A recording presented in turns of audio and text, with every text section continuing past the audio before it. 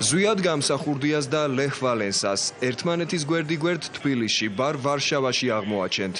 აქვეა ჯორჯ ბუშიც. ამ კედლებზე მხოლოდ მნიშვნელოვანი მოვლენებისთვისაა ადგილი.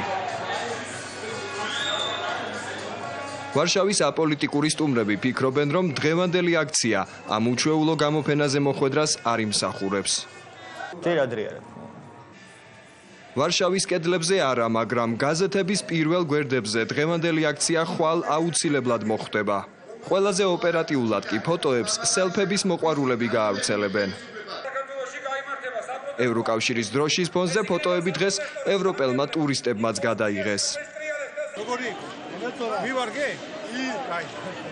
სელფების გადასაღებად ოპოზიციის ლიდერებს დღეს არ ეცალათ.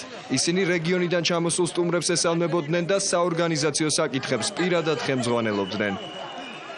ყველა ხედავს, რომ მთავრობა არა მოქმედოა ფაქტიურად არაბას არ აკეთებს, მთავრობა არ არსებობს ამ ქვეყანაში. ხალხის პროტესტს ქართული ოცნება მაღლიდან აკვირდებოდა. დაბლაკი აქციის მონაწილეები საპროტესტო პლაკატებით, დროშებითა და წითელი ბარათებით ოცნებების აუსრულებლობაზე წუხდნენ. ეს არ იყო ჩვენი ოცნება. წითელი აუნთოთ მთავრობას, რომ წავიდნენ და დაგვტოვონ. ოცნება არ გვინდა. გვინდა მიშა სააკაშვილი. პოლიტიკა აზარტული თამაშია. ასე ფიქრობენ ის ნიღბიანი ახალგაზრდები, რომლებმაც ხალხმრავლობა მათი ორიგინალური იდეის პოპულარიზაციისთვის გამოიყენეს. 2013 წლის შემდეგ ის ბატონობა სამსახური არ მაქვს, მუშაობა შეიძლება. აქციამ ყველაზე მეტად გარემო ვაჭრეები გაახარა.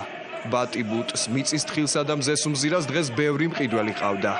ის კი ვისაც გასაყიდი არაფერი დარჩა, პროტესტის მონაწილეებს შემწეობას თხოვდა.